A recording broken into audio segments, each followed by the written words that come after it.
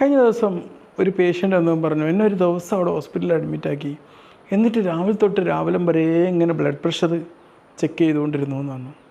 ഇതിന് പറയുന്നത് ambulatory blood pressure monitoring ആണ്, ABPM എന്നാണ് പറയുക. ഈ ABPM 24 മണിക്കൂർ തുടർച്ചയായിട്ട് പല തവണയായിട്ട് BP ചെക്ക് ചെയ്യുന്നതിനാണ് ഇത് പറയുന്നത്. നമ്മൾ സാധാരണ ഒരു നോർമൽ ദിവസം പോലെ ആ ജീവിത ദിവസം കടന്നു പോകുന്നിട്ട് ഇങ്ങനെ ചെക്ക് ചെയ്യാം. എന്തിനാണിത് ചെക്ക് ചെയ്യുന്നത്? ഇപ്പം നമുക്കറിയാം, ചില ആൾക്കാർക്ക് ഹോസ്പിറ്റലിലേക്ക് അടുത്ത് കയറി കഴിഞ്ഞാൽ ബ്ലഡ് പ്രഷർ കൂടും. വൈറ്റ് കോട്ട് ഹൈപ്പർ ടെൻഷൻ എന്നാണ് പറയുക.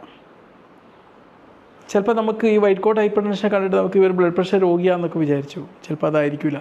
ഡോക്ടറുടെ കൺസൾട്ടിങ് റൂമിലേക്ക് വന്നപ്പോൾ അല്ലെ സിസ്റ്റർമാരുടെ അടുത്ത് വന്നപ്പോഴോ കൂടിയതായിരിക്കും. ഇതല്ല എന്നുള്ളത് ഉറപ്പാക്കാൻ വേണ്ടിയിട്ട് ഇത് ചെയ്യാറുണ്ട്. പിന്നെ ചില ആൾക്കാർക്ക് എത്ര മരുന്ന് കഴിച്ചാലും ബ്ലഡ് പ്രഷർ ഇങ്ങോട്ട് കുറയാത്തൊരു സാഹചര്യം ഉണ്ടാവും.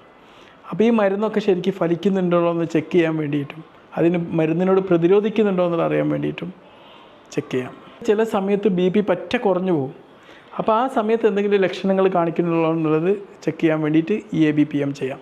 എങ്ങനെയാണ് ചെയ്യുന്നത്? ഒരു 15-30 മിനിറ്റ് ഗ്യാപ്പിൽ ഡേ ടൈമിലും പിന്നെ ഒരു അരമണിക്കൂർ ഗ്യാപ്പിൽ രാത്രിയും പല തവണകളായിട്ട് BP ചെക്ക് ചെയ്തിട്ട് അത് മോണിറ്റർ അതവിടെ എഴുതി വെക്കുകയാണ് ചെയ്യുക. അപ്പോൾ ഇനി ഒരു ഡോക്ടർ നിങ്ങൾക്കൊരു ആംബുലേറ്ററി BP മോണിറ്ററിങ് ചെക്ക് ചെയ്യാൻ നിങ്ങൾ വെറീഡ് ആവണ്ട. അത് നിങ്ങളെ ബ്ലഡ് പ്രഷറിൻ്റെ ഓരോ ദിവസത്തെയും പല തവണയുള്ള ഏറ്റക്കുറച്ചിലുകളും അതെങ്ങനെ റെസ്പോണ്ട് ചെയ്യുന്നുള്ളതും അറിയാൻ വേണ്ടിയിട്ടുള്ള ഒരു ടെസ്റ്റ് മാത്രമാണ്.